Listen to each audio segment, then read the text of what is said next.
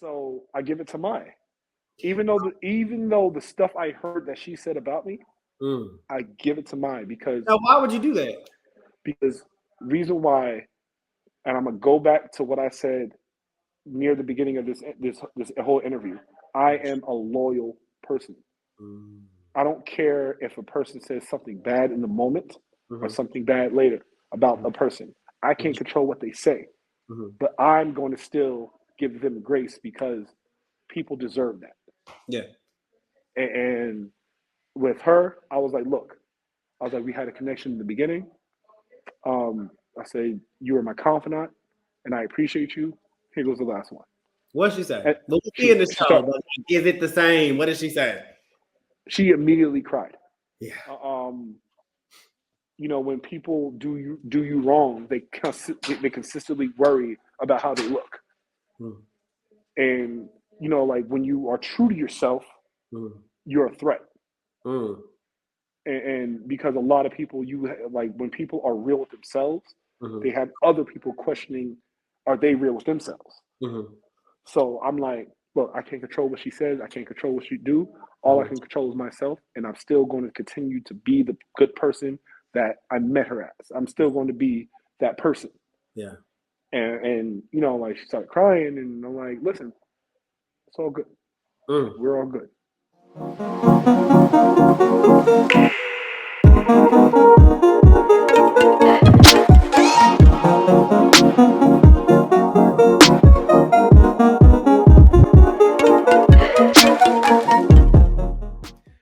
What's up, guys? It's your boy, Justin Stephen Ford, host of JustinTIME for StoryTIME. Now, typically, we're about diversity, inclusion, and children's book literacy. But as you guys know, I was part of Squid Game's The Challenge, which is now streaming on Netflix. And so I met a lot of cool people, had such an amazing experience, and I'm just blessed enough to be able to still know these people, and we get to talk to them. So I want to give y'all a little bit of a tell-all. I'm talking to all my friends that I met in the game, and we're talking about what really happened, what y'all didn't see on TV. We're doing it today. So today I got my boy. I'm just going to invite him up. I'm going to invite him up right now. Player 182 in the building.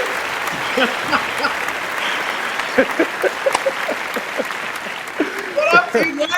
What up, Just? How you feeling? My guy, I'm good. How are you feeling? I'm good. I woke up. I'm happy. We love to see it. So listen, this guy's being humble and all modest and everything. I was just telling him, but you did your thing on the show, bro. You did your thing. Thank you. I don't know. I was just being me, myself. Yeah. And just I'm blessed to be around so many great people in the show, and just blessed to be part of something that's history. You watch the show and then you see they're casting for a reality version of the show. Like, how did all that come about? Did you see it? Did you pass it? Somebody reach out to you? So funny. I seen it. Yeah. I'm like, what the hell is a Lambert studio? Lambert? What the hell is that? And then I'm like, yeah, I'm good. All right. And then like 2 weeks after that, I seen that is like they're still casting. So like, all right, let's see. Last day of casting. I was like, screw it. All right, whatever. So you just the last, because remember, I think they put it out, which I didn't see the initial launch, and then like 3-4 months later they put it out again. They were like last minute. That was when I like last minute. Same. That's when I saw it, and I'm like, screw it. I'll do it. I won't get picked, but I'll do it. Okay. So then I'm sure you got a phone call like a couple days later. No. Oh, how'd it work for you? Like half hour. Oh, that day. You weren't wasting no time. Yeah. I applied like 11 a.m. I got a call like 11:35. Okay. Asking for more. Like, sure. Yeah. And I'm like, what do you want? And it was like, oh, just you. I said, I just told you me. Like, what more do you want? Right. And so they just like, no, go into further explanation with yourself, just you. Yeah. And they instead of a minute video, they wanted a 3-minute video. And I'm like, okay, here you go. And then boom, a week and a half later, I got an email saying, "Hey, we got some good news. Hope we want you for the cast." I'm like, "Oh, what?" And my wife didn't believe it. She's like, "Don't do it. You're gonna get kidnapped." Yeah. No, hold on. I didn't tell you a week later. It was like a 6-month casting process. It was like literally because it was the last day, last hour. Oh, really? And they it was like streamlined with me because I was like the last of everything. I was literally the last person cast, probably the last person casted. Like that literally. was a going theme for you in the show, but we'll talk about it. and my wife was like, "Okay, like I don't believe this. Like I don't believe it." And I was like, "You know what? I don't believe it. I think I don't believe it." And then they called me. And I was like, "Oh, this is real. It's real." Continue, because my wife, before I left, I swear to God, my wife was like, humility and gratitude. Humility and gratitude. She kept drilling it. I mean, like every 4 sentences was that little quote: humility and gratitude. Okay. And I was like, you know what? Be humble and full of gratuity, because this is like a once in a lifetime thing. But I'm a New Yorker. I'm a real New Yorker. I was about to say, it's interesting you're saying this, because when I first keep going. I'm a real New Yorker, so I'm like my nature is to be arrogant by survival. Okay, so that's good to clarify, because I think sometimes that can come off as just being, an asshole. Yeah, and other New Yorkers would agree. Just because that we have to think of ourselves highly to progress forward in New York, because it's dog eat dog. Yeah. Okay. And the thing is, like, my wife, I will give her all the credit. She calmed me down. Like the first time when we moved to El Paso, back like from New York, the guy said, "Good morning, man. Hey, have a great morning." It's like, what the hell you want? Whoa. He literally, and my wife was like, "You're not in New York anymore. Stop. You're embarrassing me." Yeah. And I'm completely different. I'm from Ohio, so I'm like, "Hey, how you doing? Give me a hug. Come here." Completely different. So hold up. So they take our phones, right? They take everything. Yeah. The next day, I think we had a super early call time for like 4 o'clock. Yeah. Right. And that's when they put us on these buses. It was still pitch black outside, not telling us where we're going, and then take it from there for you. Okay, so like I feel the excitement in the bus. Like I'm my head's in the window. I'm just like, yo, just please. I just want to sleep. I don't want to talk. I'm just like tired. This is early. Yeah. And so like the guy is like the people that you can feel the tension building. Like, what's going on? Where are we going? We don't know where we're headed. We can't talk to each other. It's odd. It's pitch black outside. And we're in the middle of I don't know where we were. Like, my wife like, I kept thinking about what my wife said. Like, you gonna get kidnapped. You gonna be trafficked. No, my concern was like, what if this becomes like a real life Squid Game? Like, what if they actually do kill us? That was a legitimate thought for me. Yeah. And then, but then after that, we got off the bus, and I was like, "Damn, it's cold." And so, they said go to your tents, yada yada. And me personally, I feel like after the observation, like the phase of observation, I'm like, let me get to feel our energies now. And my big thing, like that's been my mantra since I was maybe 22. The only way to get out there is to get out there. So I talk to everybody one by one. Okay. And then, I meet Darius, then I meet Cheney, and then, So I'm like, so what happened, y'all, is we pull up, freezing outside, and we pull up to this huge like airplane hangar, right? Huge airplane hangar. I think they filmed like some Marvel movies in there and stuff. And there's like tents. And so, it's 400 people coming in essentially. 400 and was it 56? 56. 56. I should know that. 456 people, and they separate us into tents. That's the first time I met TJ was in that tent. Now, he might not remember because I was a little quiet in the beginning. My anxiety was on 10. It was a lot going on. It was cold. And TJ is tall. Y'all, he's very tall. TJ is loud. All right. And I just remember TJ being, and not in a bad way, but TJ just having a presence, right? Like you can't miss TJ.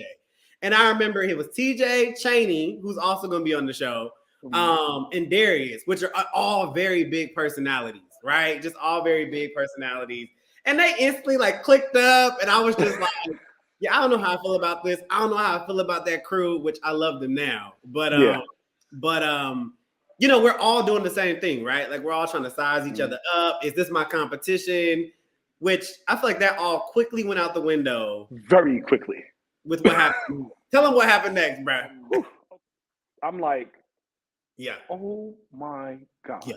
Yeah. This is like, yo, this is real. Yeah. Holy, it was crazy. I'm like, this is like, you know, and I'm looking at the doll, and I'm like, yo, nah, man, they didn't do that. And that doll was so far away that on TV it looks closer. I swear it looks closer on TV. That doll was far. You know what? I did the, you know, I looked up the measurement to see how far it was in the show. Yeah. And it was 330 feet. Uh-huh. That's a long way to run. Yeah. Yeah.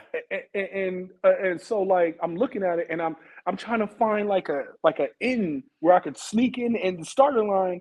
My big guy, I can't fit nowhere. Because I saw 6'8". Yeah. I'm trying to weave in, like, and you know, like the thing is, our line was like one of the last lines to enter. Yeah, because TJ and I were in the same line, and we entered into the game area line by line. Yeah. And I'm like, oh my God, these people, like, they're gonna run. So they stretch us out a little bit. We're standing in there, and everybody's like, I mean, it honestly, y'all, like it was just like the show. Like I'm still in this how they did that.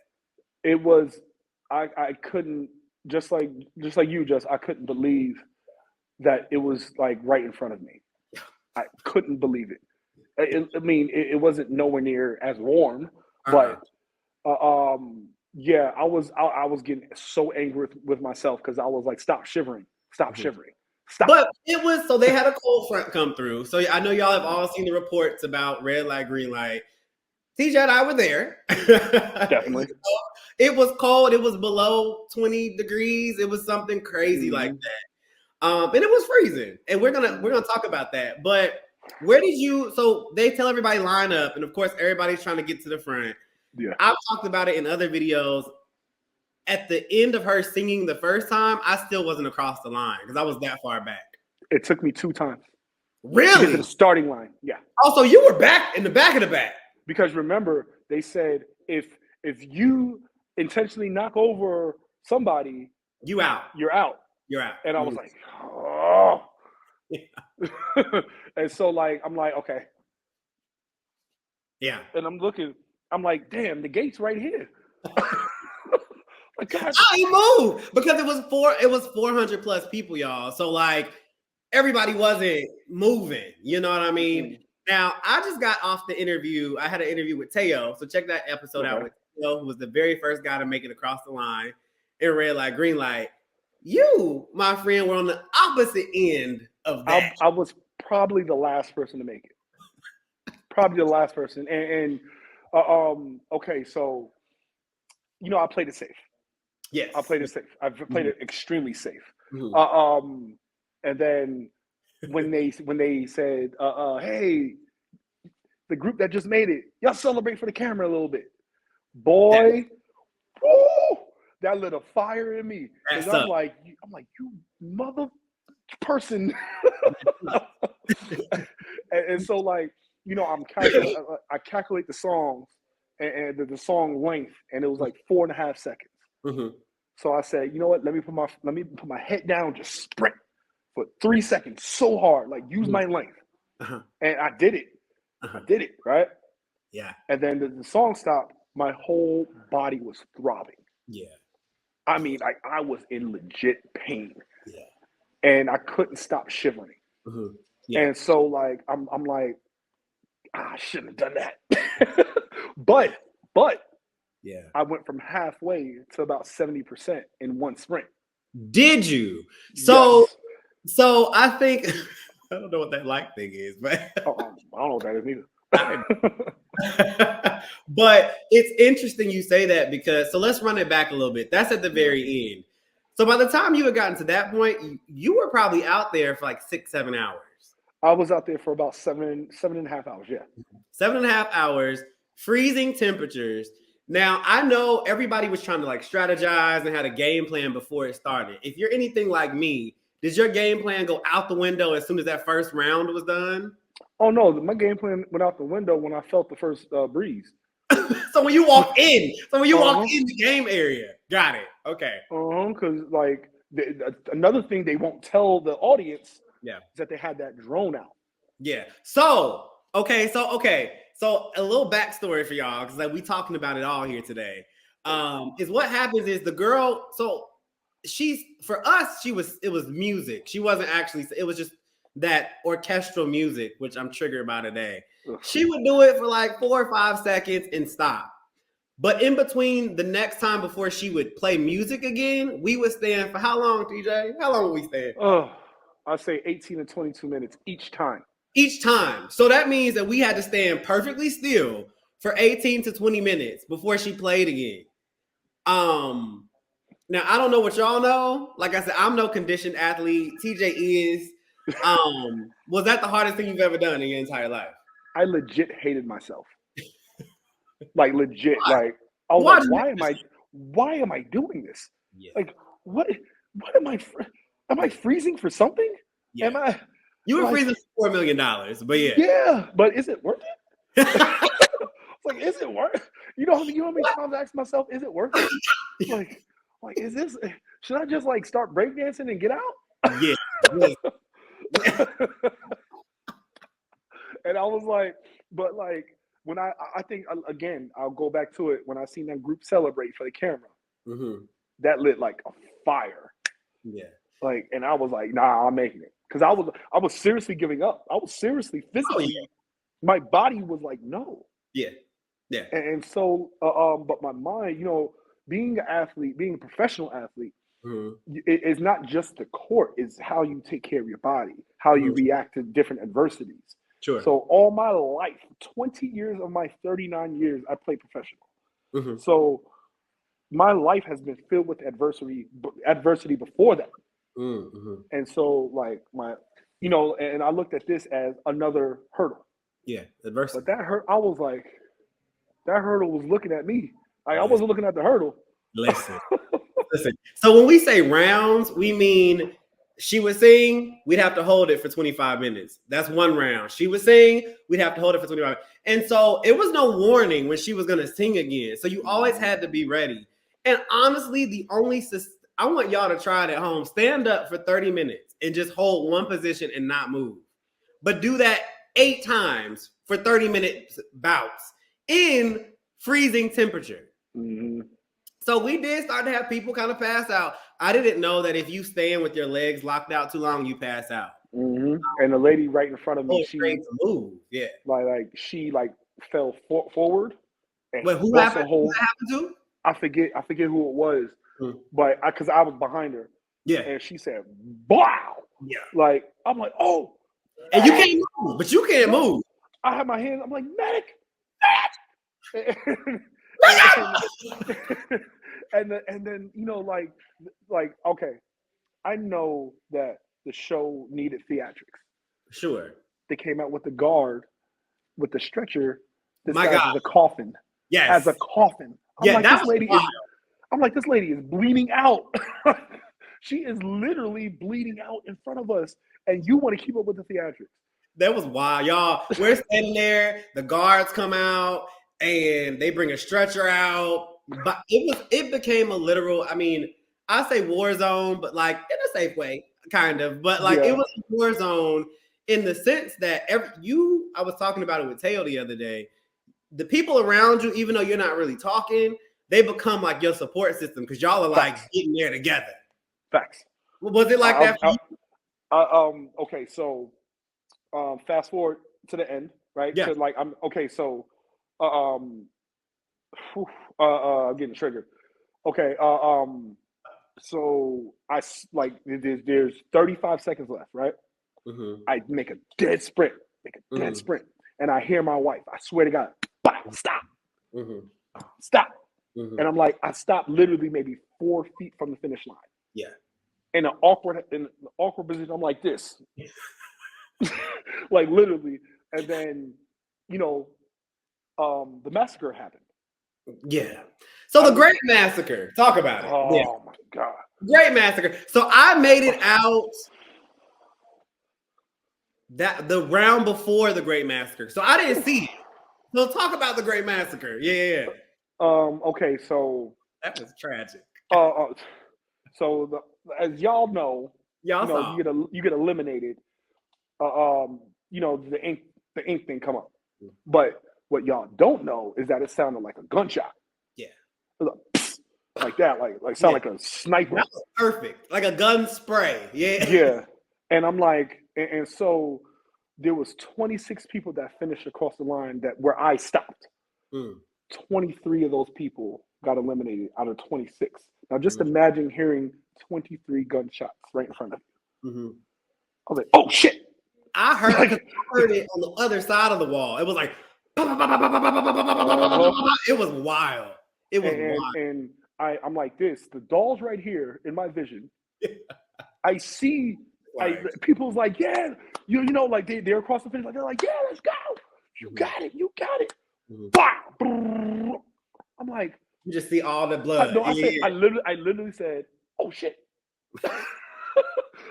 Like, just like that. And I'm like, and they're like, yeah.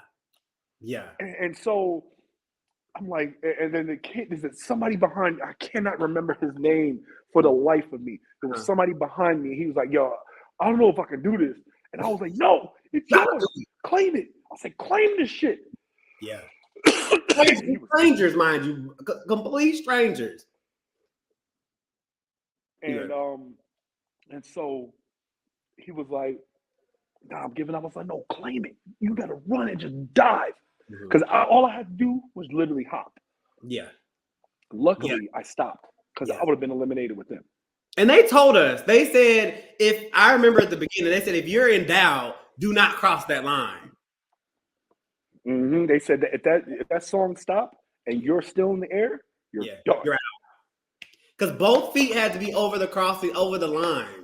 And they had cameras there. Like there was people, you hear claims everybody saying it was cheating. There was no cheating going on.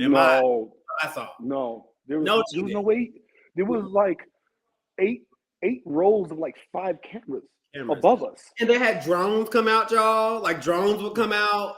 And there was like 6 people on the wall with binoculars. Watching. Yeah. It was wild. Like there was no way we can cheat. There's no way this is rigged. Yeah. There's no way. Because like I made it and I'm like, I don't even know who these people are.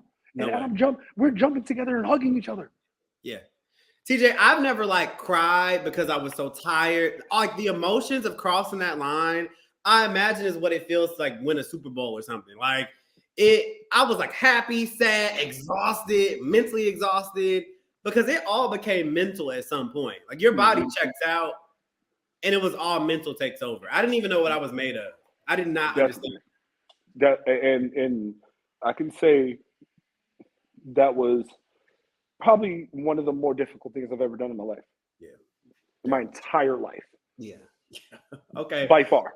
Bro. So congratulations on red light, green light. You're one of the very last to make it over. One of the very last to sign up for the show. Red light, green light. I'm going to fast forward a little bit. We go back to a hotel. That was a lot of stuff that night. I have never eaten that much chocolate in my life. Yeah, they didn't really have food for us. This is just no disrespect to Netflix. We love y'all, but like they weren't prepared for 456 people. But it was at that point it was 200. Oh, that's right. That's right. I forgot. So what happened was, y'all, there were buses. So if you made it, which we made it, so we went to one bus, and if you didn't, you went to a bus that went home. Those people never even saw what we saw after that. And mind you, the gladiator guy went home. You had Olympians go home. And the NFL guy went home. Yeah. I remember right when you crossed the line, like we were only playing the game for like what 5 minutes, and then like 20 people are gone like right away. Yeah, it was insane. Like I think that a lot of people didn't think that it was real. Yeah, you think so? And a lot of people didn't realize how much they would have to push themselves. They thought they was a stop, go, stop, go, stop, go. And it was, for the people who got eliminated early, it had to be so disappointing. Yeah. To get that far and to do all that preparation just to go home in 2 minutes. It got real. I mean, for me, we're about to talk about the next thing next, I promise y'all. Oh boy. So for me is when I walked into the arena, I was like, oh, I'm not gonna be able to do this. I just knew I wasn't gonna be able to do it. I was like, I ain't that fit. I'm not that strong. And I proved myself so wrong. So I just say that because when push comes to shove and your body goes in survival mode, you'll be surprised that inner strength that you pull on. Mm-hmm. Like, it's a beautiful thing. It is. It truly is. So then that all happens. We make it. I had the best shower of my life that night. And then we get back on the bus early the next morning, maybe like 3 o'clock in the morning again. And that's when we drive to the set of what y'all see, the dorms.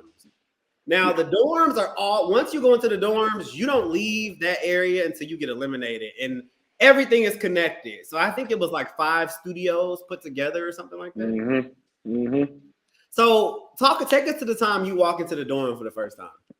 Okay, so the production, first of all, shout out to production. Because they were outnumbered maybe 20-1. Oh, for sure. And they handled it as best they could. Mm-hmm. So people whoever rags on production needs to look themselves in the mirror, for real. I agree. And there were times I disagreed with them, but there was times you had to realize like they were overworked and understaffed heavily. Yeah. But they was like, hey, act surprised. And I'm like, all right, whatever. So I walk in, I'm like, it looks just like the show. Holy crap. Mm-hmm. I'm like, you sure this is not the set of the show? Like, you sure? Yeah. Like, and like I'm looking like, I don't know, like, should I be excited because I'm locked in here, but I'm excited? And then, one thing, the first thing I looked at, as high as you see, the beds are as high as you see. Yes. The bathroom. That's the first thing I checked out because me, like, I'm a big guy. Yeah. And I don't like my feet hanging off the bed. Yeah. So, like, I go into bed. I'm like, okay, I fit. Okay, that's great. And then I'm like, oh, it's a cot. It's all right. It was not comfortable, y'all. These were cots on metal frame. Yeah, not comfortable at all. It was not comfortable. And the bathroom, obviously, like, I go in the bathroom. I'm like, why do they have these drawers? So I look at the drawers. Underwear, okay. Sucks. Condoms. Right. The only thing they gave us, y'all, were condoms, because they're petty like that. Underwear, socks, and thermals. Yeah, and thermals. That's it. You better be goddamn right. I hoarded them thermals, boy. Because I'm like, because I should be. I'm like, I gotta be prepared if it's cold again. Yeah. So, I'm just in case. So, I go. I'm like, oh god, I just want to lay down. Because you mentally fried at this point. Yeah. I am done. I don't care how uncomfortable the bed was. I just want to get off my feet. And then, I was like, there was so many people talking, so I couldn't sleep. And so I'm like, screw it. Let me just talk to people. But me, I love meeting new people. I love meeting new people. And there was 195 new people I had to meet. And I'm going around talking to everyone. Because I'm like, why would I limit myself to one demographic? So let me talk to her. Like, screw it. Let me talk to him. Screw it. And then they were like, oh, you play basketball, right? I said, no, I played soccer for the New York Giants. Like, and then they were like, huh? Soccer for the New York. Oh, you being sarcastic, aren't you? And then, that's the icebreaker. Okay. Little strategy. Yeah. So, like, I got to know people. Like, really personally because when only form of entertainment is the people around you, you get to know them deeply. They took away our phones, watches, no TV, no internet, no nothing. Yeah. So we was our own entertainment. And then I met you, and then I met Kyle.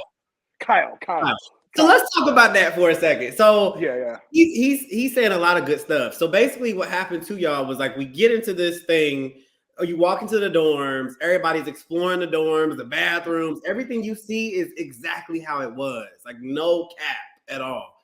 So we get that, and then of course the guards walk out, you hear the voice, attention players, and the pig drops from the sky, like all of it. Everybody's reaction is just like you see it. So, of course, that first night, like everybody's up, and then it's almost 200 people in there, sleeping around 200 people. And of course, some people are talking, some people are doing stuff. Now, I became really good friends with Kyle. As y'all saw, Kyle cut the head off the snake. We know what he did at Jack in the Box there. And we were cool. So Kyle and I were strategizing how to do marbles like everybody else, apparently. So Kyle and I go to the bathroom, right? Now, some of this is shown, some of this is not shown. So this is a behind the scenes that we're giving y'all right now. So we go to the bathroom. Me and Kyle are in there playing fake marbles or whatever. And this guy, TJ, 6'8", New York TJ, walked in. Can you take it from there? Like I'm looking. That was my first time in the bathroom, so I'm looking, and I mean, and I'm just like, and I sit down. I'm like, hey, what's up? What y'all talking about? And we try to change the subject because at this point we're all kind of guarded. We don't know who we can trust. So he comes in and we're like, we ain't talking about that. And I felt that energy. So I'm like, you know what? I say, yo, listen. I'm like, hey, like, what's the tattoos about on Kyle? What's the tattoos? Yeah. And he said, oh, these are my kids and my wife. I'm like, oh man, me too. Like, man. And then he was like, he started like talking about his newborn. I'm like, you have a newborn and you're here? Yeah, man. Like I had to do what I had to do for my family.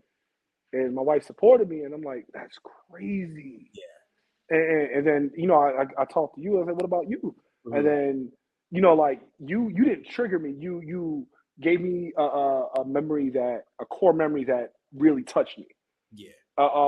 When you told me about your family and what happened and how you came out to your family. Yeah. And I talked about my son. And then my son, it really like, wow, like hit me in my heart. Like when I heard that about your family. Yeah. And I'm like, fuck, man. And like, it's crazy how we all connected and we don't even know each other. Yeah. It was deep. That's like, there were so many moments like that, y'all. But what happened was you have three men from three different parts of the world, three different ethnic backgrounds. And we were all emotional, I think, during that. I'm talking about my struggles. Kyle was talking about his struggles. And then you were talking about that was the longest you had been away from your family. And I remember you were saying things like, I don't deserve to be here. Like, why am I here? I should go home. And I remember us saying like, no, bro. Like we became a little brotherhood in that moment. Yeah. Because, like me, I was going through something at the moment. It was very tough. As men, we usually don't have that grace to be vulnerable. And that was the first time in a long time where I was truly vulnerable and allowed it. It wasn't like pulled out of me. It wasn't forced or anything. It was just, like I just felt like there was so many people eliminated that was good people. Yeah. And I'm like, I'm not saying I'm not a good person. I'm just saying that, like that lady was so much better than me. Yeah. Like, that's what I felt in my heart. And I'm like, why did she have to get eliminated? Why? And like, y'all reminded me, hey, this is a game. It's a lot of money. It's a game. and and y'all reminded me that, hey, you do deserve to be here. Yeah. And I got really emotional about that. And because I haven't heard that like in a long time. Like, you deserve, you're good enough. Yeah. like with basketball, when I play basketball, it was always I could do better, or like I got to push myself harder. Yeah. And something that is fiction accepted me. Yeah. So I think the show did such a good job of breaking everybody down. Like, yeah, it broke you down, and it was designed to break you down. From like, we didn't say, but we were eating very limited amount of food. Like, it was boiled chicken and porridge, and it was some people got more than others. Like, it was just like the show, but it was meant to break us down, and it did. Like, all we were like open wounds, y'all. We were like bleeding out, talking to each other. I'm sure you were talking to two men, you know, we were all crying, just crying, all of that stuff. So I just want to thank you too, man, for opening up and encouraging me in that moment, because I was going through one of the hardest times in my life in that show. Yeah. You know, everything, you know, y'all see the conversation I had with Mai about me and my situation and accepting myself and her situation also. And then Jada was in that conversation. She gave her brother a kidney. There were just so many people and so many things. Like, you will never understand unless you were there. But that was a moment that I had with you that I always remember, man. I appreciate it. Yeah, I would for real, you know, like that is a core memory in my heart. Yeah, thank you. I love you, bro. I love you, man. You too, man. So listen, so then after that, right, Cookies happens, Dalgona happens, and that's when your boy dies. That's when I go home. I went home on that cookie. I think my anxiety was just tapped out at that point. But I go home. So this is when I sit my cards down, because y'all, TJ is gonna give us the real about what really happened after all that. So we're in the line. We walk into the big white room, right? Yeah. That's when I feel like after I got eliminated is when the game started. Because when I was there, it was still very much like, come here, bro, I love you, kumbaya. But after I got eliminated, you know, after Dalgona, like, people had already started to form relationships, and then people were going home after that. So you pick up. Okay, so, you know, like I got like we said in the beginning, I got really tight with Cheney, Darius, Chase, and a few other people, Leanne, Trey. All the black people. Yeah. That's funny. And you know, like I told Darius, Cheney, and Chase, like, to their face. I was like, look, you and Jesse, my white shadow. I forgot about him. Yeah, Jesse. Yeah, that's my boy. I told him, I say, hey, you may see me over here, you may see me over there, but you will never have to question my loyalty. And I told them that to their face, and they was like, oh shit, well, excuse me. Because I'm a loyal person, especially when somebody has been through something with me. Sure. And so with the cookie, what cookie did you get? I got the star. And let me tell you why. So the first, so we lined up in 4 lines. Right. You know, each line, they specifically told us you cannot play a game to get into the game. But they didn't tell the audiences, obviously. Right. They told us you cannot play a game to get into the game. Yeah. So the first one, guess what they do? They race a game. So y'all see on the show, the 4 people go in from each line. They cannot play a game, right? All of them die. Yeah. And so, like, we're like, okay, they're not playing around. All right. Y'all need to figure it out, because it's gonna keep coming back in the line. Y'all, when y'all saw it on TV, we felt the same way y'all did. Trust. And we're like, oh shit. All right. Okay. They are figure it out, y'all. Like, and then the second guy went. I forget his name for the life of me. Brighton. Not Brighton. No, he was a G, because he was like, look, they ran to the triangle, to the circle, and the star, and left them with the umbrella. And he was like, we're all going home now. He was like, because I claimed the star, you ran to the star. Even though I claimed it, we're all going home. And he was a G for that. And they all went home. He was a G. They all went home. I'm like, that's the reason why we're here. right now because of him. And then you know, like the third group, I was like, my dude in front of the line, I called him my little Viking, and I forget his name. Also, I told him, I was like, look, just go for the goddamn star. I was like, that is go for the hardest. And no lie, I said this in a myth, and I was like, that's the universe humbling us. Like our line, that's the universe. Like, hey, you think you're good? You think you're too good to take one of the harder ones? Nah, you're gonna take that one today. Because you all were lined up in front of the star, right? Yeah. So I was in. I don't want to say what shape I was in. It was a triangle. We don't want to talk about it. But when the gate opened, we could see a line we were standing in front of. Yeah. So everybody initially like it's fair. You just need to go the line you're in front of. Yeah. So y'all you go into the big old sand pit. We see you licking that cookie. Like what happened? Yo, listen. I ain't talked for about 25 minutes before we went in. Man, you know how much spit I had in my mouth? Oh, you were saying it was disgusting. It was like I've never spit that much at one time, like in my entire life. I did it. I said, oh, I was like, oh, yeah, it was nasty. Oh. It was nasty. And then I got the star out and stuff, and they were like, no, y'all can't do that. Yeah, I got the star out. I'm like, and my hand is full of slob, and I'm like, like here you go. And how much time did you have left on the clock? I think 5.5 minutes. I think. Oh, you had time because they only gave us 10 minutes, right? 10. Yeah, I think I have 5.5 minutes. Okay. And then and then you know, like, yay, player 182 made it. But then I go into the dorms and they're like, you know, hey, be happy. You made it. Be happy.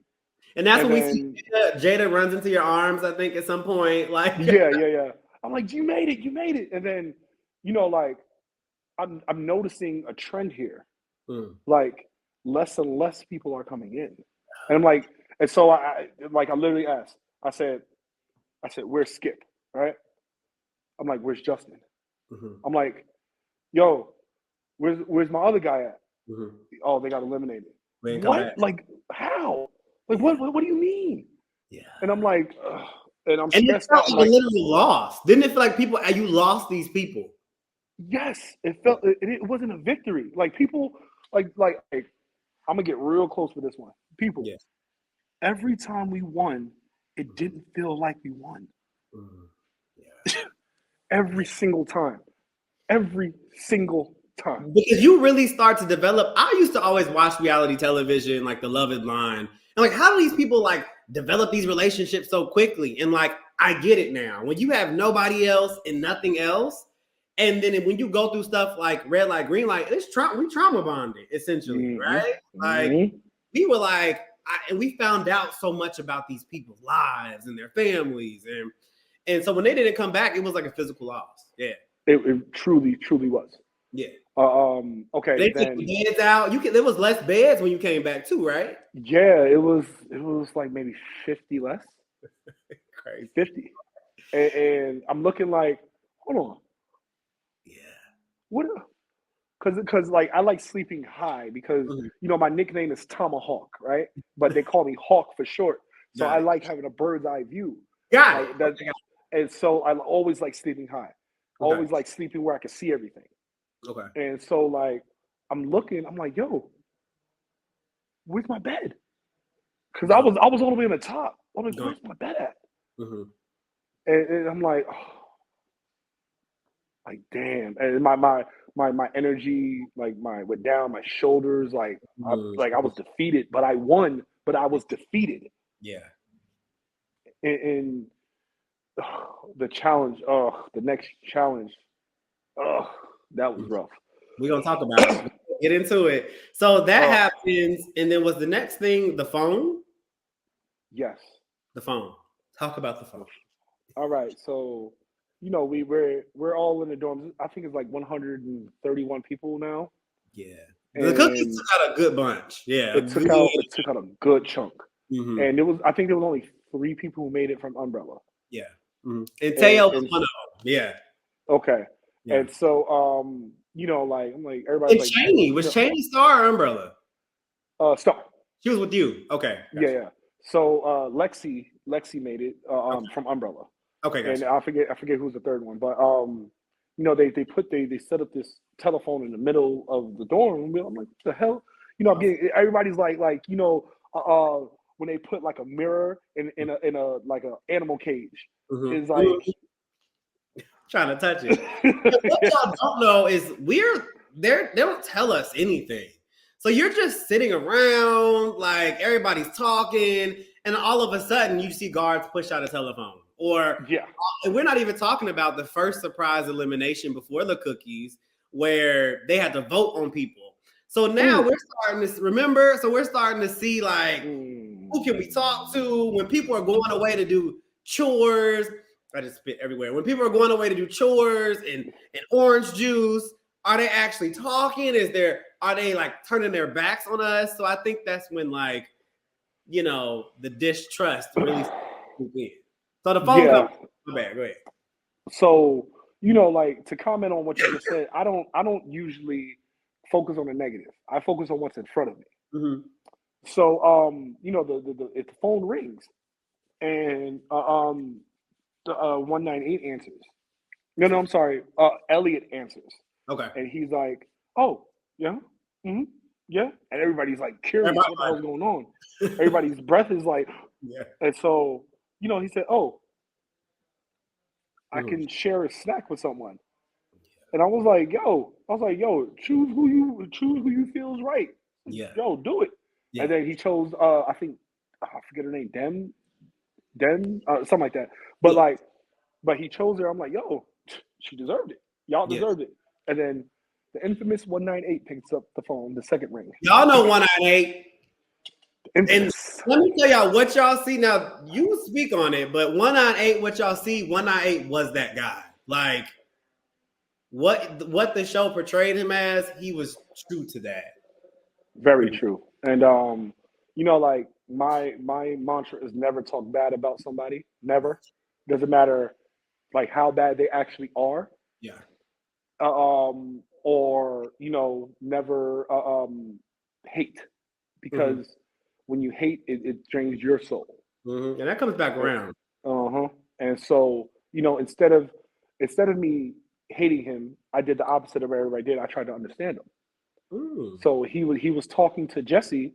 You know, I rolled up in the conversation because that's my white shadow. That's my man. That's my guy. Jesse, a And I'm little like, house. Yeah.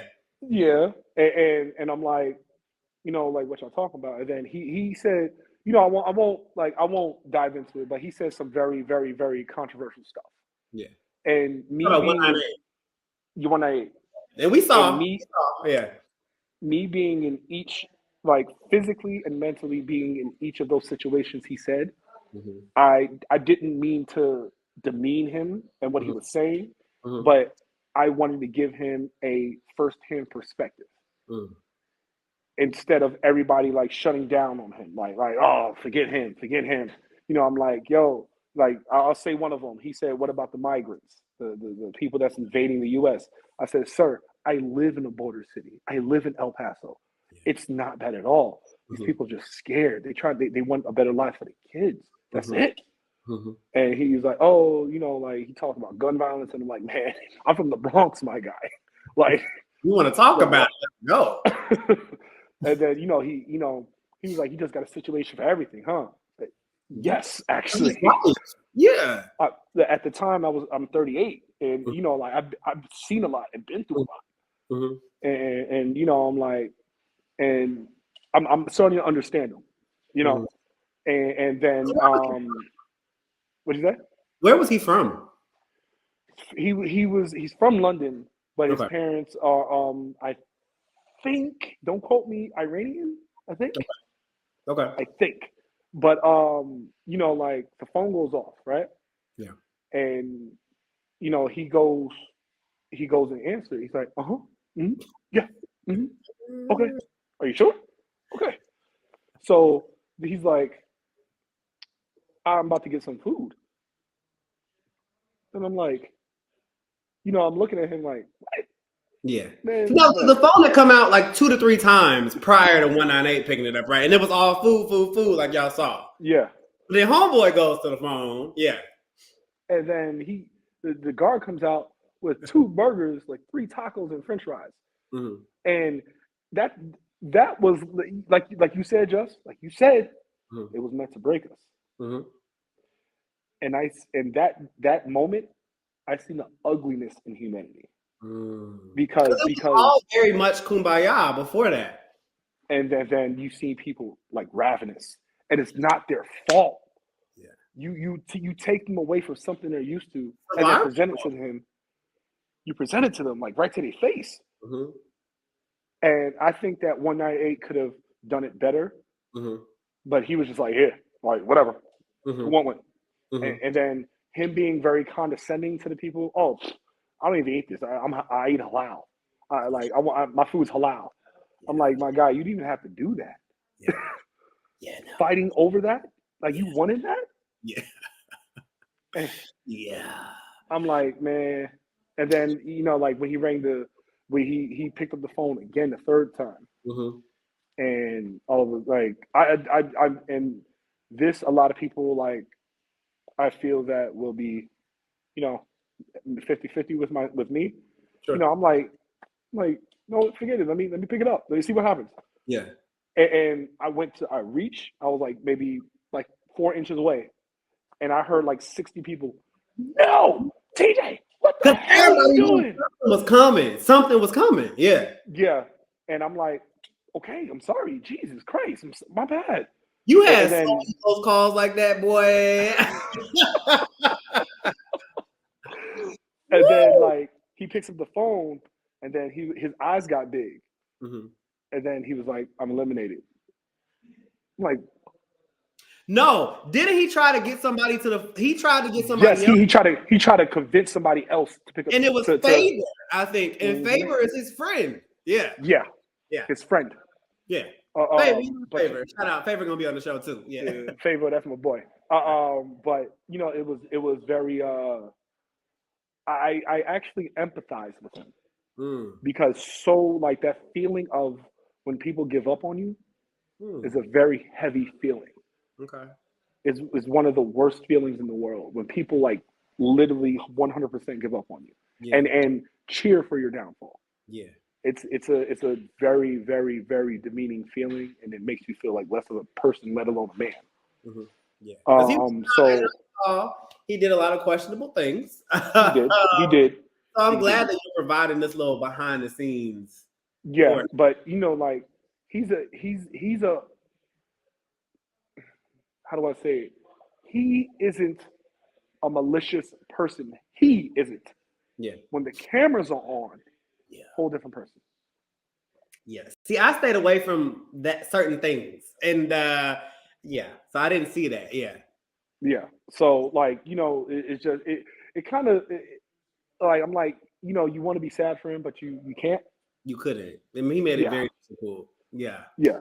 Yeah. And so that was one of the hardest, one of the lighter challenges. Because right after that, y'all go back into the white room, right? Back into the white room. And you all are thinking that it was going to be tug of war following the show. It wasn't. We now I was 100% sure tug of war. I was like, yeah, tug of war. Yeah. And then boom. Yeah. No. Mm-hmm. And I was just like, when we walked into set and Battleship was like, yo, this is crazy. See, now you got to, I don't know this because I'm dead already. So like, you got to tell us from how that went. Yeah. Okay. Battleships. Very simple game. Everybody in America should know Battleships at one point or another. Yeah. So, they asked for the people to choose a captain, because we had a team. And so with the team, we were all prepared for tug of war. Yeah. You had a line full of big dudes like y'all saw. You had a line full of not big dudes. Yeah. And then the drama is, right? Mm-hmm. The captain obviously is chosen by the people. Right. However, the captain has to choose a lieutenant. Mm. So, me forming very, very, very tight bonds in there. Yeah. And and they was like, hey, choose me. I know what I'm doing. And I think her name, I forget her name. I really forget her name, but she was friends with 198. No, I'm sorry. She was friends with Lorenzo. I forget his number. It wasn't Brownie, was it? No. Okay. No. She was friends with him, and she was like, I play battleships on my phone all the time. Fun fact, I've never played battleships ever. But go ahead. Really? I've never played that game. Yeah. But so I'm like, okay, she has the most experience right now. I'm gonna choose her. Go for it. And so, I stated in the mid, oh, like again, but I guess that's in the mid. Yeah. Yeah. Click like Somebody likes it. Y'all, just in time for story time. All right. So, I tell her in the mid, I said, true leaders know when to let go of the reins. Because a true leader isn't great at everything, isn't even good at everything. They just know how to manage stuff a little bit better than other people. Okay. And so, like at first it was like I don't know, like, okay, I'm gonna go here. I'm guessing now. The game, I'm guessing like, oh, here, I'm gonna put it here. I'm gonna put it here. Boom, got the first shit, right? Yeah. Yes. I'm like, no, everybody stay absolutely quiet because they can guess our sound. True. Yeah. Okay. And I'm like, okay. Now they're like, oh, you can talk because the positions are locked in. Yeah. Okay, thank you for that info, but we're not going to do that. They're still here. Yeah. Yeah. So I'm like, everybody just be dead silent. Be dead silent. Right. Smart. And so like we got the first ship, and so I'm like, I don't know where the second ship is. I have no idea. So I said, look, you take the reins right now. You guess. Boom, first hit, she gets it. And I'm like, yes, okay. Now, who were you in a big? Now everybody's watching on TV, but you were in a bigger boat, smaller boat. I was the captain. Oh, okay, got you. Okay, I was the captain. And so, like, when like everybody's seen it. Like, the one thing they didn't see though was like I was asking like the teammates. I was asking my teammates like, hey, should I go here? I wasn't just a dictator because I know I couldn't. Yeah. I couldn't do it by myself even if I tried. So, we're she got the first hit. So we go down, right? We go one down, we miss. So it's somewhere else around there. It's somewhere else, but we don't know. Yeah. So now, right? They hit the 5-prong ship. Yeah. Boom, boom, boom, boom. Yeah. Yeah. So we go up. Bam, it's a hit. Yeah. Oh, we know where it's at. Yeah. Okay. So, we're going back and forth. 2, 3. Yeah. And now we have the third prong, right? Yeah. So we don't know, our team, we don't know if it's a 4 or 5-prong ship. And if he hits one more, 5 people are eliminated on our team. So we're like, I put Darius, Leanne, Trey, Lorenzo, Cheney, yeah. Who else? It was like 3 other people. I completely forget. I am so sorry.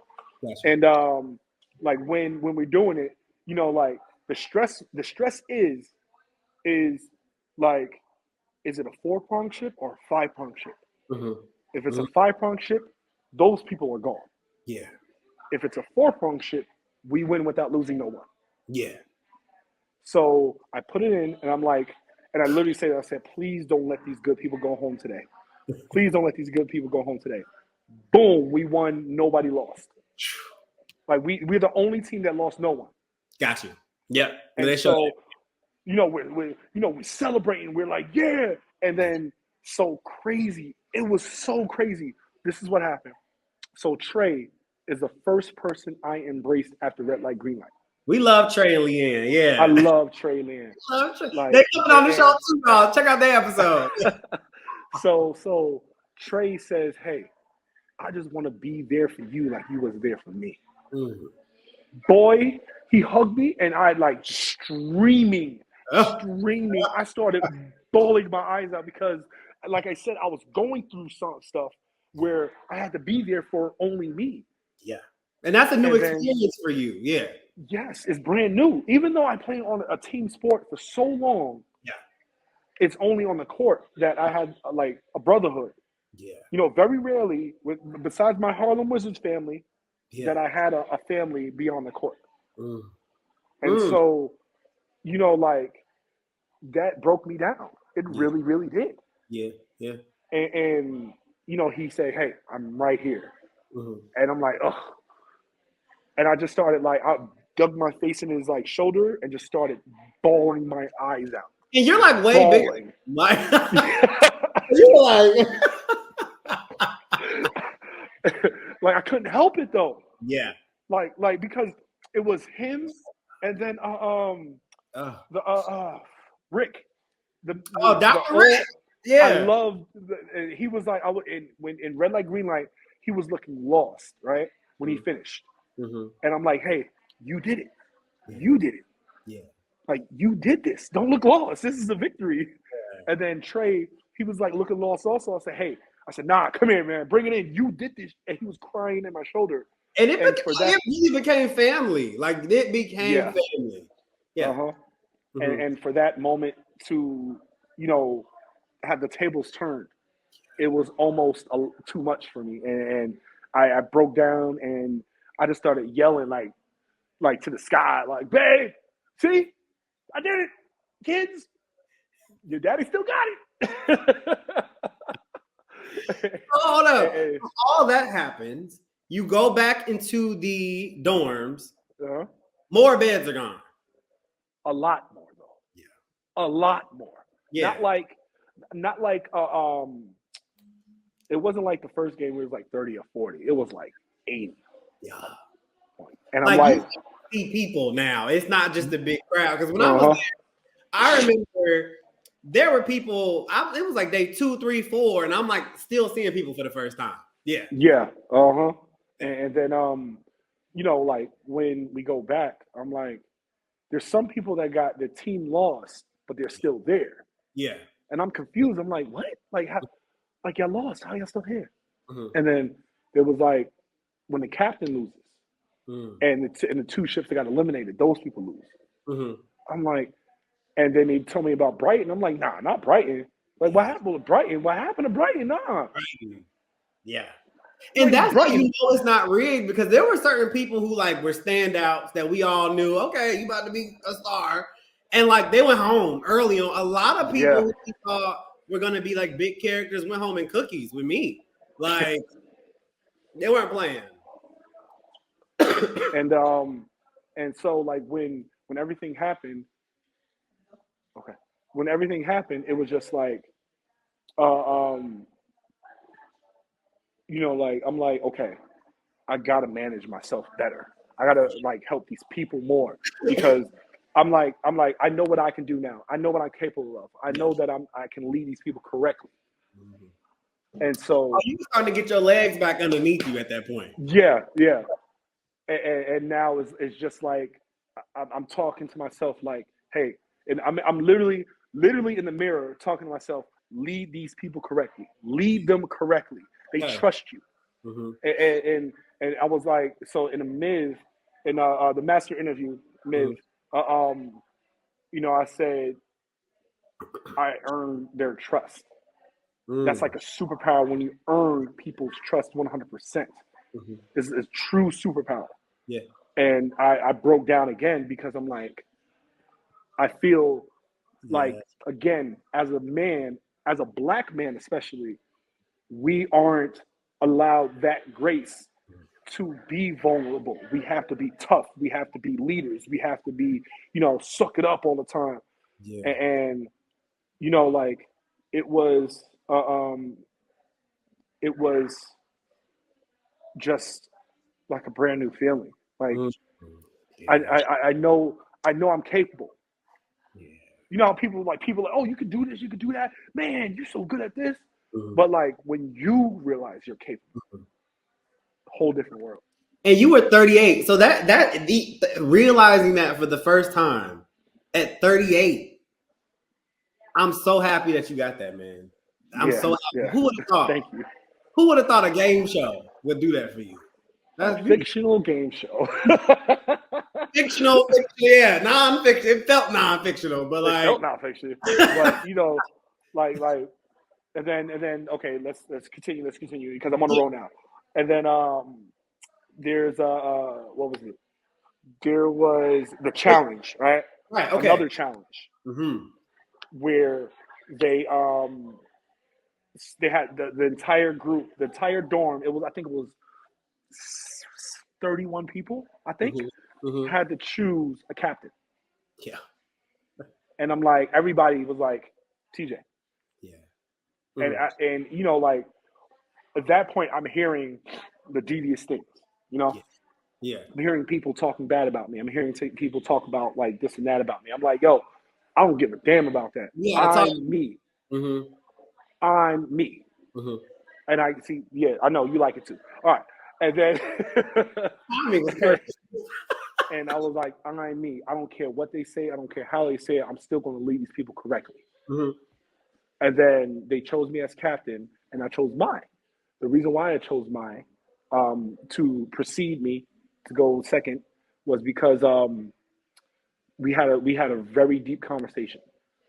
I think the third day there, and then ever since then I've always checked up on her. You know, like even though I wasn't Mama mine. Yeah, I wasn't like on her back, but every day, every like few hours, I'd be like, hey, what's up? You okay? How you doing? You all right? And then and so like and then it went down the line. And then I know I'm skipping the challenge, but we'll get back to that. But that was difficult to see a lot of the people that I grew true relationships with go off somebody else's hand and not the game. You know, the game, yeah, that's fair. That's fair. Sure. You know, like that's fair. Like, yo, if they get eliminated, they get eliminated. But it's a different story when someone that you got close with eliminates you. Yeah. And I'm like, damn. That's when it reminds you, like, ooh, this is a game. Like, and people are out of blood at that point. And so let me go back to the challenge. I mean, rewind one challenge. And this was the Jack in the Box. Yeah. Lord have mercy. Twist. Nobody saw that coming. No one saw it coming. So it was Falasia, Jesse, and 3 other people. And Kyle. So Kyle. Yes, it was. Joel, and who else? I forget. I don't remember the other person. Watch the episode, y'all. Y'all know. Yeah, watch the episode. Y'all know. And so I'm like, yo, listen, I'm gonna take the back seat in this one because my heart can't take it. Yeah. Even though I was stressed out like a motherfucker. And so, so when we Falasia, they have 5 Jack in the Boxes, and each one gave a different, like, eliminate 1, 2, or 3, or give the advantage. So, like, it was randomly chosen. They had to actually do Jack in the Box. And Falasia, this was like one of the standouts here. Falasia, she got to choose 3 people to eliminate. Y'all saw. Y'all saw that. That was crazy. And like, I'm like, oh, and she's bawling her eyes out. Yeah. And so I'm like, like, and I swear, I forgot who was next to me. I said, watch, when she get that cry out, she's dangerous. Watch out. And so, she eliminated 3 men. Right? Hear me out, guys. Hear me out. She said, look, I need y'all men that formed the Only Men Alliance to know that there's strong women here. You, and you. Beat it. And I'm like, she didn't say, obviously she didn't say that, but I was like, my jaw was on the floor when she eliminated Rick.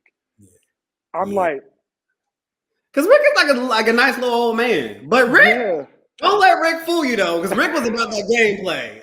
Now we love you, Rick, but Rick was about that gameplay. All right. And I'm like, I literally said, what the hell did he do? He sang "Happy Birthday" to Rick. Yeah.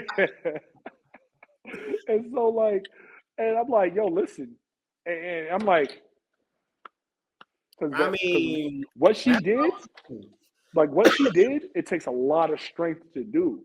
Yeah, because a lot of the dudes did team up. A lot of your bigger guys teamed up very early in preparation for tug of war. Yeah, mm-hmm. And you know, like it was. I said in another myth, I was like, look, like right there is the strength of a woman, right there. I said, be careful for her. Don't mess with women. I hope she gets so much attention after this, because what she did right there is show the true strength of a woman. That's right. And you know, like I can't wait. Like when Falacia, like I love you, girl. Like you are like the epitome of raw, unfiltered strength. Yeah, yeah. And at that time in the game, you were running on like fumes at that time.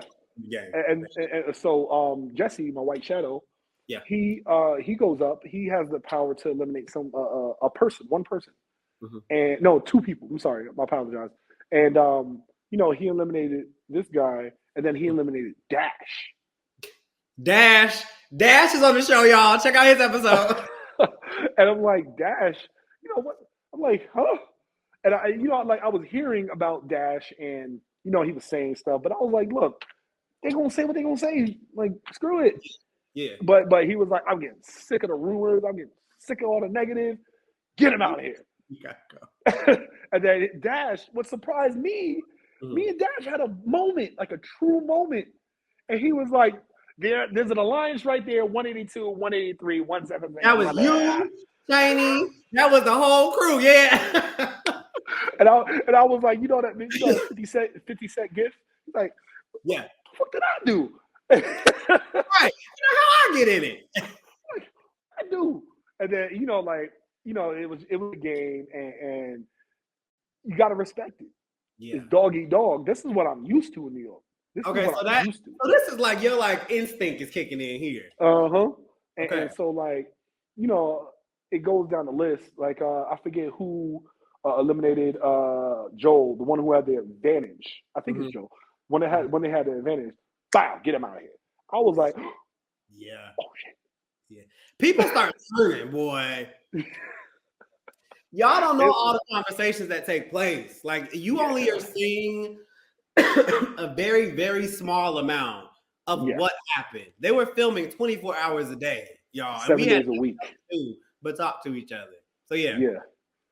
And then you know, like now fast forward to the speaking of, Kyle gets up there and Kyle cuts heads off snakes. I think Kyle, did he come for y'all's alliance?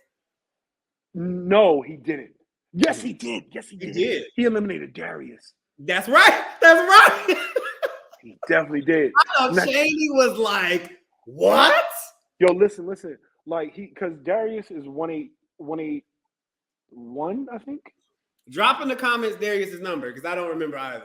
I know and listen, like it's been a long time, and I know like I'm not watching the show like y'all, but you know like I think Darius is like 185 or 186, something like that. He was near me, and I heard 18, and my heart sank, and then he said Darius's number, and I looked at and Darius looked down, and I looked at Darius. I was like, and then Darius just hugged me, but he was like, "Yo," he's like, "Win, just win," and I was like. I didn't know how to react. I froze. I legit froze. Fast forward, we're in the white room again. There's 31 people. No, there's 20 people left.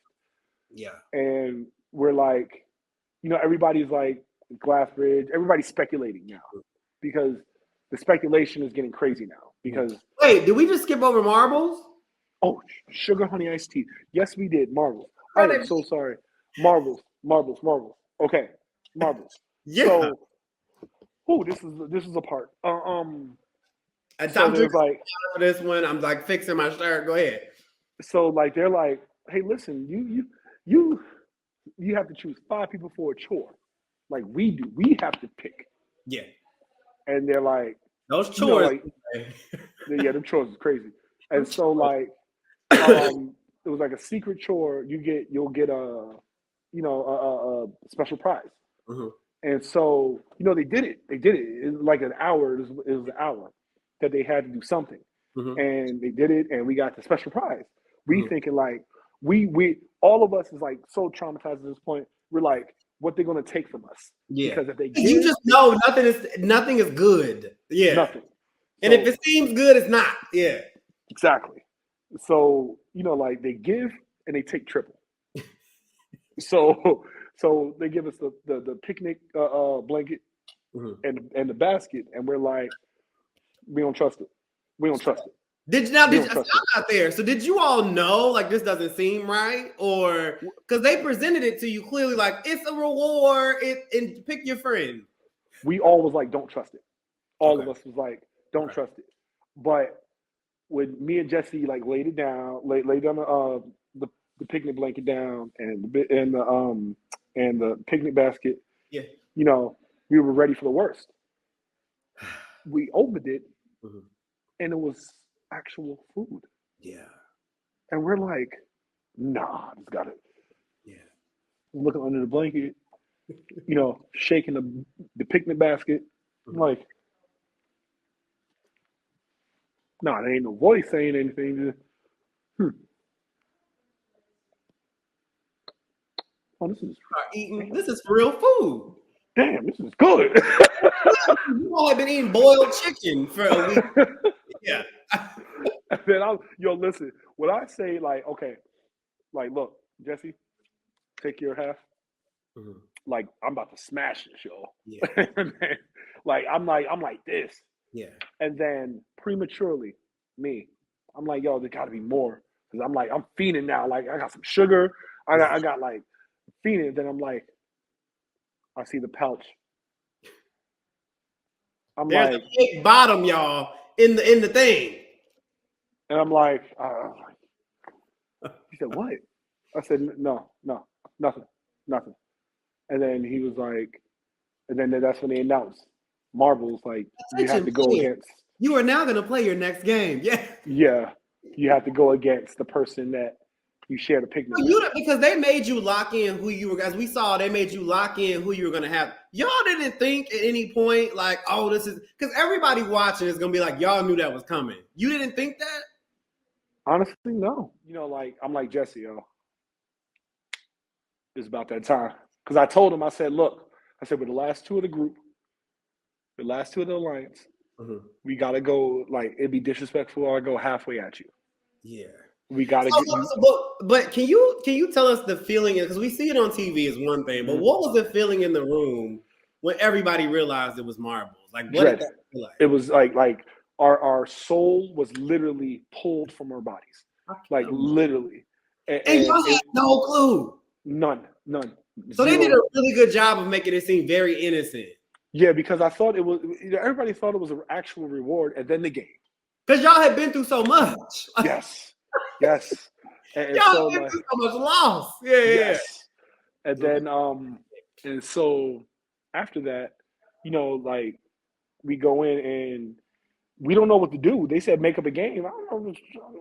So, like, Jesse don't know neither. And that set was wild. So was the set like what we see from TV? How was that set? Like, it was like looking at like a two-way mirror from the show to us. And it was that identical. It was that identical. Okay, got it. Okay. And so we're looking at it, and we can't believe it. Like, they got the colors and the sand and the atmosphere, even the like the heaviness, like what you would think it would look like what would it feel like? Yeah. It felt like. Like the heaviness of the atmosphere because of the gravity of the situation. Yeah. Mm-hmm. So you have people like Leanne, and you have people like Trey, and family and friends at this point having to choose. Yeah. Yeah. So it was rough because I'm like, what we gonna do? And we was actually sitting down and talking for a long time, and like for 20 minutes, just sitting down and talking, like reflecting on everything we've been through. And you know, like I told him, I said, you're my brother. I don't care, white from Arkansas. I don't care. You're my brother. Yeah. Yeah. And he was like, yeah, he's a mutual feeling, and you know, it was just very. That was a very heartfelt moment for me. And he started crying, and I started crying. And he was like, "Yo, let's just get this shit done. I don't know what we're gonna do." Cry. Real men cry. Real men cry. Strong men cry. Yeah. And so you know, I decided to play something that was easy to understand, and I made it fair because I made the height even. As hard as it was, because Jesse a little dude. Jesse like 5'7", I'm 6'8". Jesse a little dude. So we made it as even as possible, and it was even. And we were shooting from a far distance, little marble into a little tin. And I made the first one. He made the first one. I made the second one. He missed. And then the last one he shot, it went around. That rim. And then went out. Yeah, went out. And I'm like, the first thing I thought of was the show, the actual TV show. Yeah. And how hard it was to walk away. And you know, like they was like, okay, you can walk away now. I was like, and you just leave. I was like, it's not that fucking easy. I literally said that. Don't mind my vulgarities, but I was like, I literally said that. I said, it's not that effing easy. And he was like, bro, when?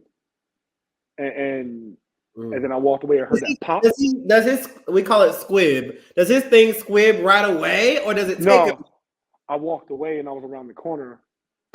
Then you heard it.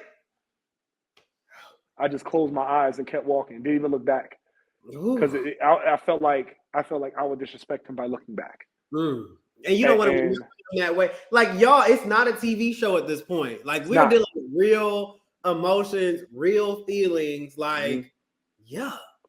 And then you know, like I walk into the dorms and I remember this feeling, overwhelming feeling of guilt, shame, pain, and it was like what am I doing here? Like this is not a victory. Yeah. This is like I no, this is do I feel like this? And I literally said in the mid, like, this is not a win for me. This is not a win. Y'all made me take out my best friend in here. And so question, I hate to cut you off, but almost is like, you start to have this moral dilemma. Like, is the money worth like who I'm becoming in this process? For real. Like, that's literally what I said. I said, is this worth it? Yeah. Like, because I have to go home with this. Yeah. I just said, this isn't worth it. And then, people are like, it's just television. It's just, but no, y'all, like, you don't understand. You weren't there. Like, you weren't there. Yeah. And you know, people, I will stand by this.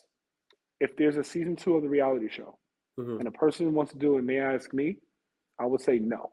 The only thing that can prepare you for this type of stuff is life.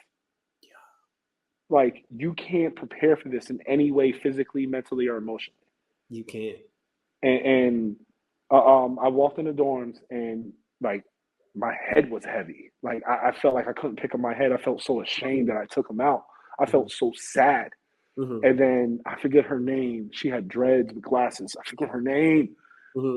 Type it down in the comments, please. But she was like, "You deserve to be here.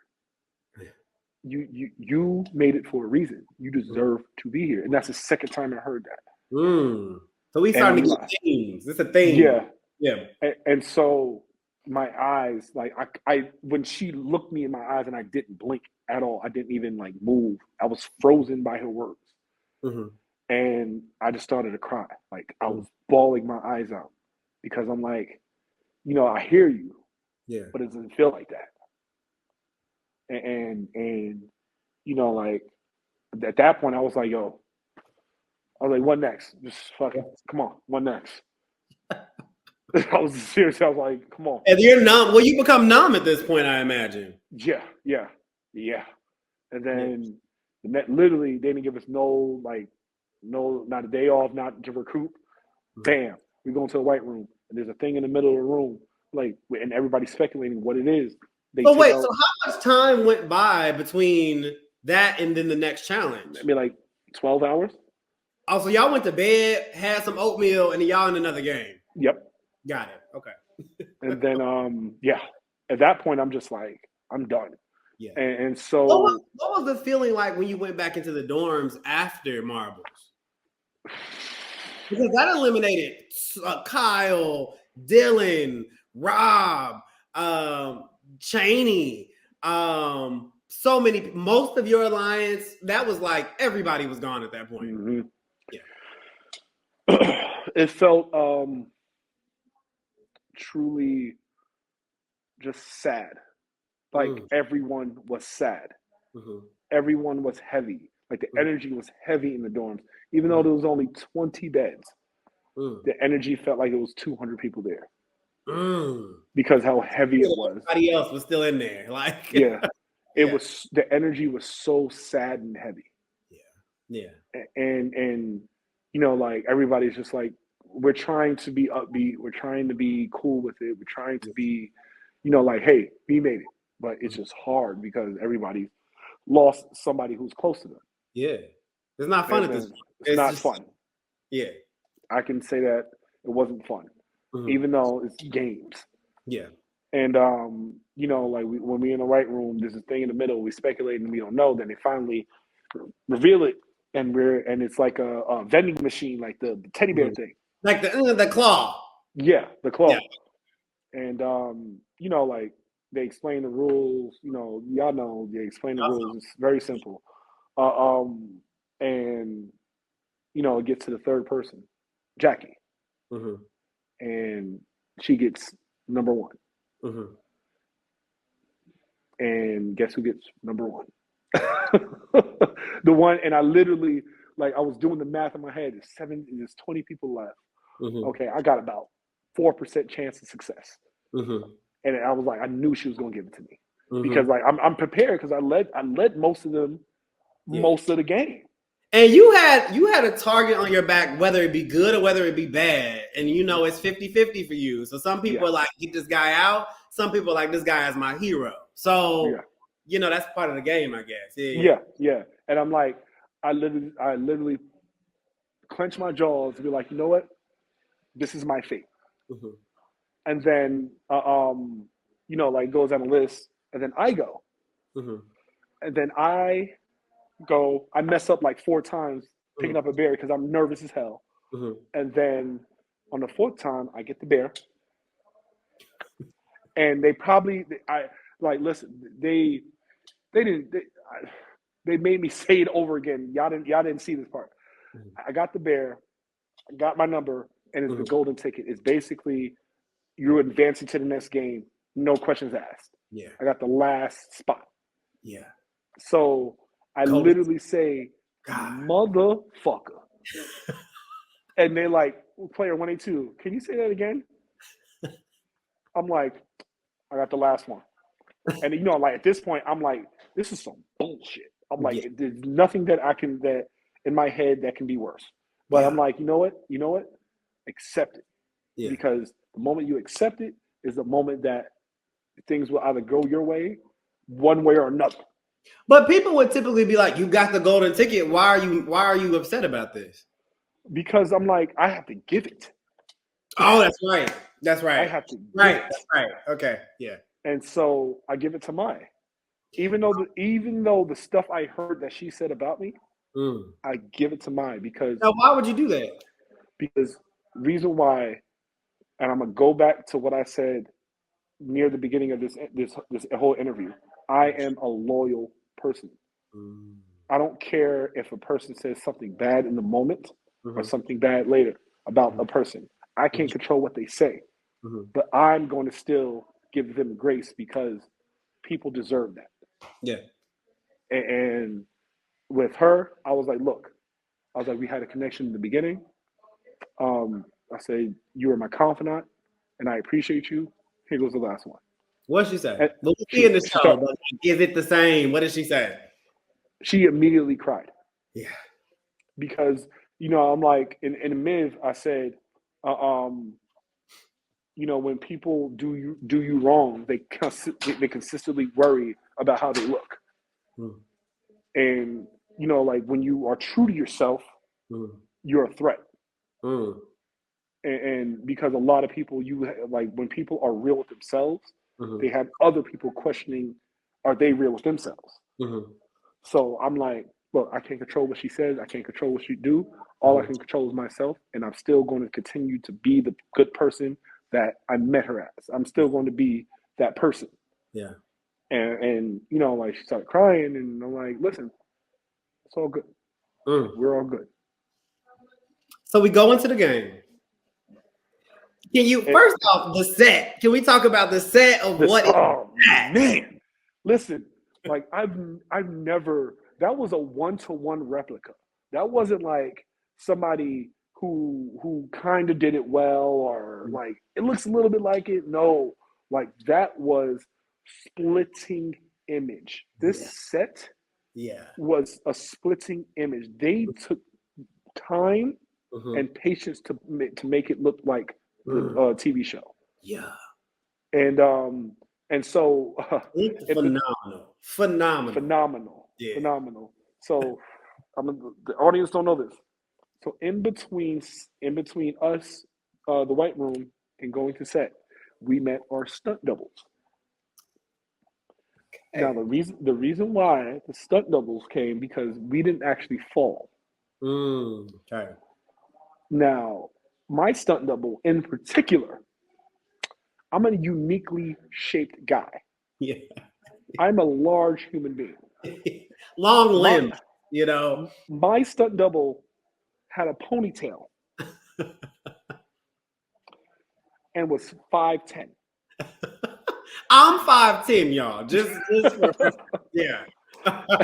And I'm like, I'm looking at her. It's not like like, oh, like, hey, what's up, man? I'm staring at Holly, who is a production manager. Yeah. I'm staring at Holly. I'm like, how this gonna work? Now, how this gonna work? Like, nothing against you, man. Yeah. Oh, they're not gonna see you, love. Don't worry about it. And she, like me and her, like I always made her laugh. That's why she liked me. Yeah. She was cool. Holly, shout out to Holly. Yeah. Shout out to Holly. And it was just like, so the door opens, the door swings open, and what you see on TV, what you see on your TV is genuine. This is something that I'm like, holy crap, this is crazy. Yeah.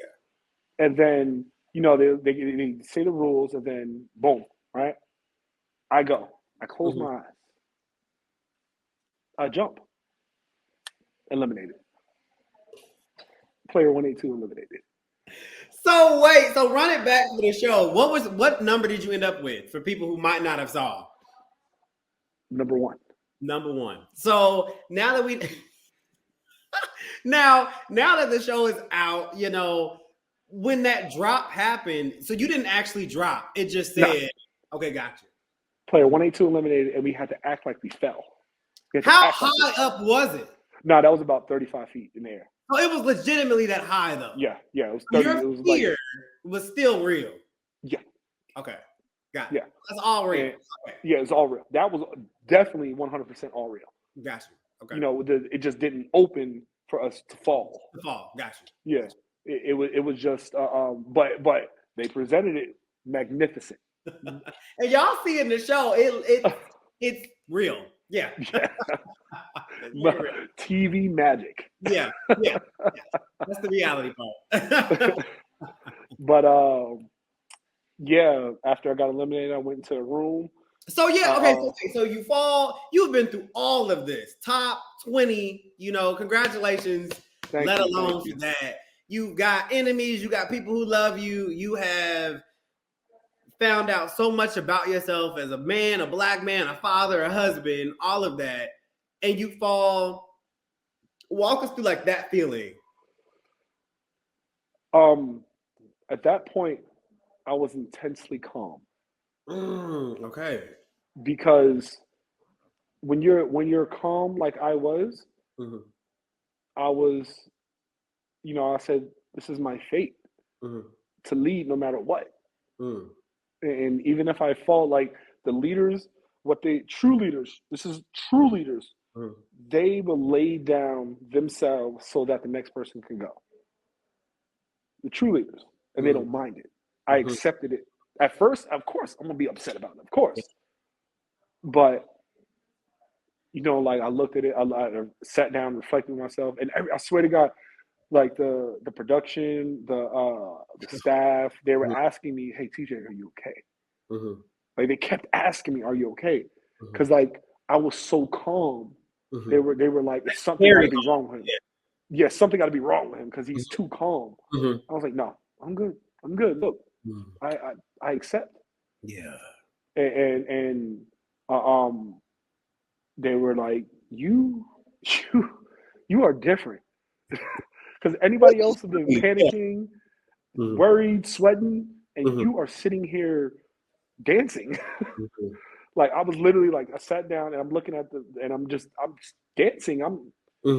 Because at this point it's been almost 4.5 weeks we haven't heard music besides the loudspeaker. You haven't heard music. You haven't had real food. You haven't talked to your family. Like nothing. Yeah. And so I'm like, c'est la vie, right? Yeah. Gotta live a little. Gotta live a little to give a little. Like, and then when you give a little, you gotta get a little to get more. Yeah. So, like, I'm just like, yo, I'm good. I'm calm. I'm good. Everybody, like, I swear, like every 5 minutes, everybody kept asking me, are you okay? Are you okay? And then Roland, my little Roland, I love Roland. He was like, hey man, he's like, look, it's okay. And he was like, I came up with a plan. Everyone has to take one risk. And I'm like, look, it's okay. It's okay. Yeah. You just attack the moment, man. Like, live in the moment. Yeah, I'm good. I'm good. Like, it's okay. And when I got eliminated, you heard the collective gasp. Yeah. Just like the air left the room. Yeah. Because they was like, how the fuck we gonna get through this if he's eliminated? Okay. And I'm like, y'all gonna get through it. And I didn't look back. I just kept walking after I got eliminated. Like, y'all got this. And that's that was it. The rest is history. My Yeah. God. So first off, thank you for getting us there and for walking us through. Y'all, I'm sure you all are seeing, I'm sure there's going to be so many comments about what people think. But this is the real TJ. This is not player 182. This is TJ, and this is who he is. So no matter what you saw on the television screen, no matter what ideas and opinions you have, look at this interview and hopefully he's dropping some life. You know what I mean? So what has been your biggest takeaway, like, from the show? I truly to move with love. Okay. Like truly, like deeply, and not when it's convenient neither.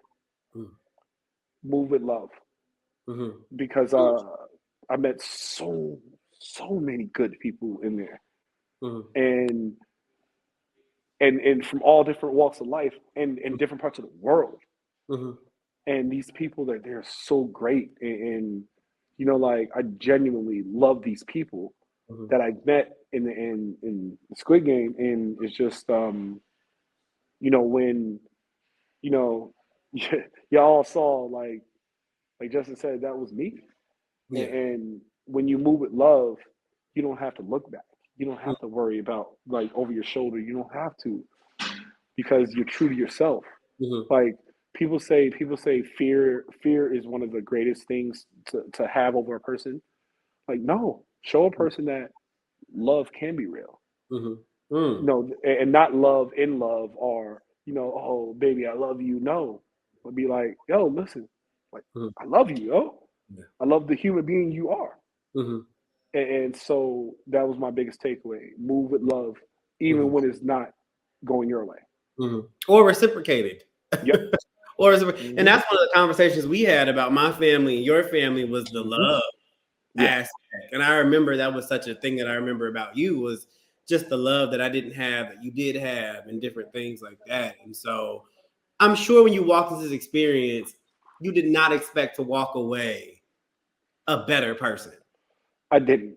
I thought I was going to be maybe a little bit of a softer person in a good way. Yeah, I say that. Yeah, and you know, giving grace, giving grace, because a lot of people in this world, they move with the anger that they reside in.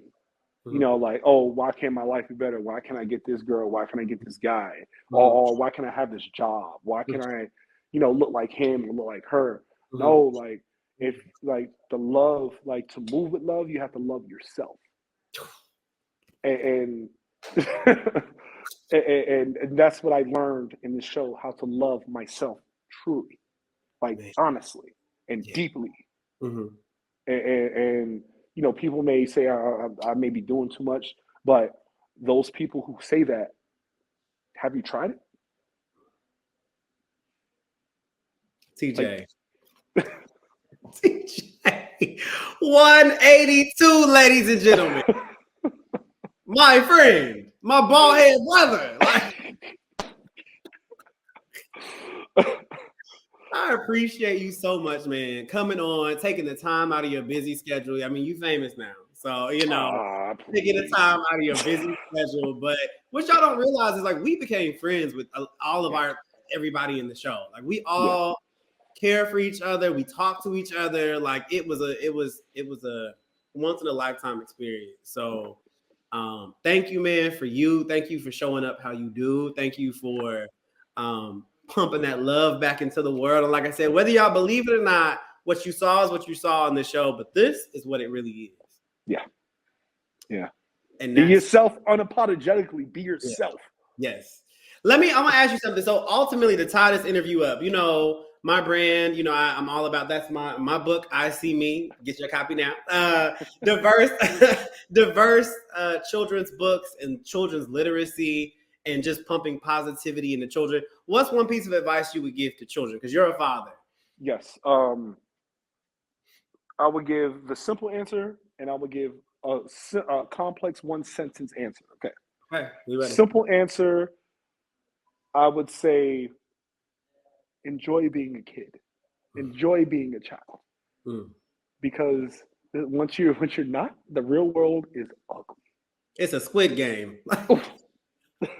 and then the complex one sentence answer, love yourself enough to discipline yourself. Okay. Y'all heard it first. Be real with yourself. Yes. You know, be able to see the things that you might not want to see in yourself. Yes. And shout out, and that's like, I learned that. That's from my man King Arthur. Shout out to King Arthur. That's my old teammate. Taught me God, positivity, and love. There you go. Just like that. Well, thank you, man, for coming on Just in Time for Story Time, Squid Game edition. My brother, tell everybody where they can find you, man. All socials. Just anyway. All socials, TJ Stooks 68. Got it. And on TikTok, just Google my name, TJ Stooks. Like, find that's like literally, that's everything on social media. TJ, my name, TJ Stooks.